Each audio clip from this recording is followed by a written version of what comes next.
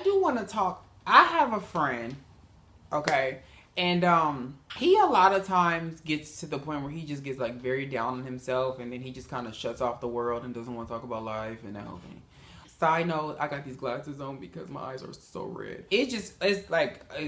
It turns me so off of, you just don't want to deal with that energy. I was telling him, he was like, it's crazy how it seemed like every time something bad happens, it's magnified by 10, but then as soon as something good happens, it's just so small and minute. And I was like, that's because you making it that way, And for me, I'm gonna tell you what I've learned, especially growing up, just in this last year, I've learned so much. And I've learned to be happy with every single little thing that I get, okay? And when I say every little single thing I get, if I get $2 extra on my card for whatever reason, a bitch is happy. If I motherfucking happen to get to the bank right before they close because I need to make a good withdrawal and they gonna let me in anyway because they about to close, that's good to me. If I'm able to be blessed with money coming in here extra, got some shoes on sale extra, gas done went down extra,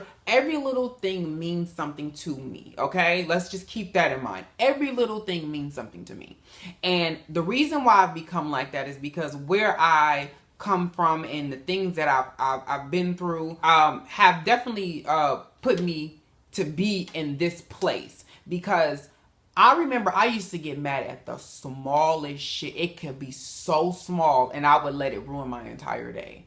And you gotta learn, life ain't gonna always be nice to you, okay? It's a fat, rude, disrespectful bitch at time. It is. Just like this earring, it hurt. People don't understand that, in order to have, it is cliche to say, but it's very much the truth. In order to see the great things in life, you have to go through something. Because you ever hear people say they have the rich kid syndrome? They've never been through anything. They never wanted for anything. So now they don't understand how to, when people say no to them, deal with life because everything has just been given to them. They don't know what it is to struggle. And I'm a bitch and struggled. But I am here now. Okay, so every single thing that I have now, I'm happy for it. From these damn pants I got on, to these glasses, to these earrings, to this wig, to this nice, beautiful roof. I'm happy to be here. I'm happy to be in where I'm at. And I know a lot of times in my past, I felt like it was never going to change. And this was my reality, and I was stuck in it, and that was it. And now that I would have saved the tears during those times if I really would have knew it was going to happen and what I was pretty much setting myself up to do. A lot of times in life, you don't know where you're going to end up. You don't know what tomorrow's going to bring. You don't know what opportunity is going to come or is not going to come. You don't know if that thing you've been working on for the last 10 years is going to magically pop. You don't know. And the thing about life that's scary is that you don't know. There is no promise for tomorrow. There is no success card that you can just give somebody and you're going to be all right. No.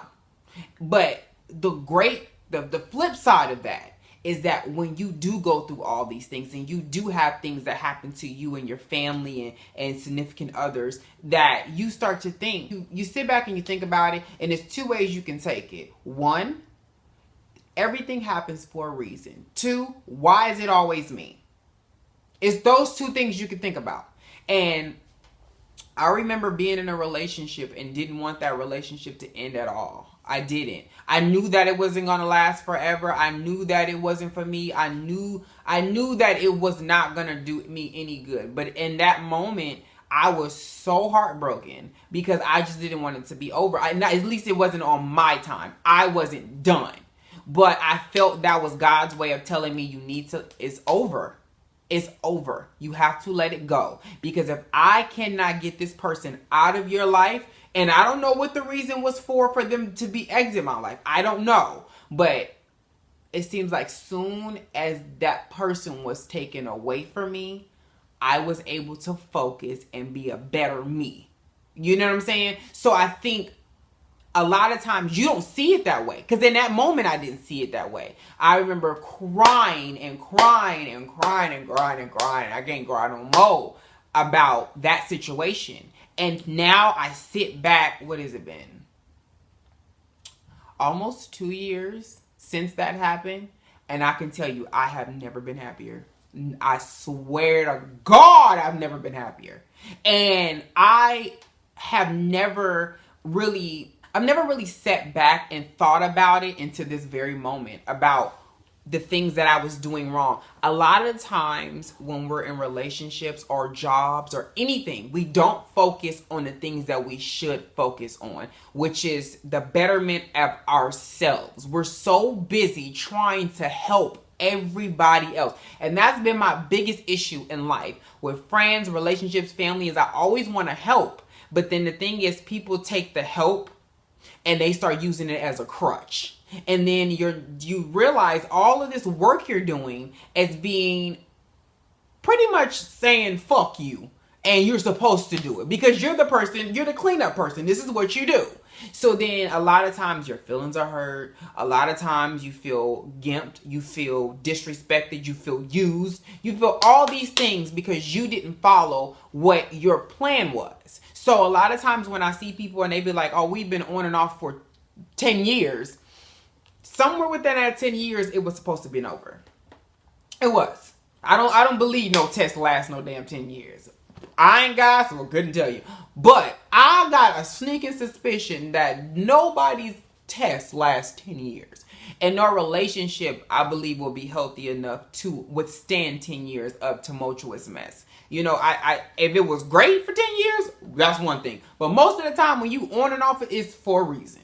So for me, a lot of times I feel like a lot of my friends especially, they come to me because they look to me to be the person that's gonna give them the realest of the real without smacking you down and making you feel like complete and utter shit. Because I don't believe in doing that. If I'm going to tell you the real, then I'm going to tell you in a way where I'm going to make sure that I not necessarily guard your feelings, but understand that if that was me, I wouldn't want nobody talking to me like that. You know? Now, this the 9th time he done cheated on you and you done went back and got cheated on again. I might have to get a little stern with you.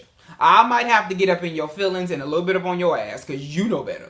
But other than that, I try to treat people as respectful, especially people who are my friends and my family. Because I'm not very close to a lot of people. I'm a lone ranger like a motherfucker. I walk by myself, besides me and Richie and Zanati. Other than that, I don't really fuck with nobody like that. You know, and I do have my close friends that I'm close with, but that still is to a degree, you know, because a lot of people don't understand what it is to be happy with being by yourself. And when I say by yourself, I don't mean not in a relationship, but can you function for a whole week by yourself without having a crutch of calling a friend, calling a significant other, a hookup, anything? Can you be by yourself and be okay? And not have to, you're not sitting back, tapping your foot, trying to figure out what's going on. Because I know I can. And I've tested myself to show that I can. I do so much. I'll shop by myself because I don't like nobody to rush me, bitch. If I'm going to go back to motherfucking Forever 21 26 times because I'm feeling like the price might change, I want to do that without somebody talking that shit to me. So I choose to roll alone. But other than that, I just feel like a lot of times in life, you never know where a situation will take you better if you never take it. And everything isn't for you, but also remember, be smart enough to understand what's for you and what's not for you. Be smart to understand that usually when you have a doubt about something all the time, where something, whether it be God, whoever the higher power, your gut, your woman's intuition, you know, your what if tells you if that's for you or not. And you take that for what it is and then you try to fix it and you try to make the best of that. Because there's so many times where I've doubted myself, and thank God these opportunities have came back to me. Thank God that there's been situations put forth where they've made their way to me, because if I would have, you know, took them in the moments that were presented to me, maybe I wouldn't have been as successful with it. Maybe there's a lot of stuff where I think if it was given to me earlier in this journey, I would not know how to. I couldn't take it. I'm gonna be honest. I would have fucked it up, and I wouldn't know where to go. You know, so I believe that everything is timing. This video is gonna be called timing. Okay, wait on your time. Stop looking at the other bitch's watch. Stop worrying about her motherfucking process, his process about what is going on in life. Keep your eyes on your watch, because that's the only time that should matter to you. When somebody else is advancing in the world, don't say nothing negative. Don't think negative thoughts, because that blessing isn't yours to be mad about. That is theirs. Okay? Treat yourself like a child. Stop worrying about their toys, because that's not yours. Nobody brought that for you. His mom and daddy brought that for him. God gave him that. God gave her that. And you're getting yours in due time. So, I will catch you guys in my next one. I hope you guys enjoyed this. Sorry about the glasses and the glare, but I'm looking crazy. And I'll catch you guys in my next one. Peace. And remember, your time.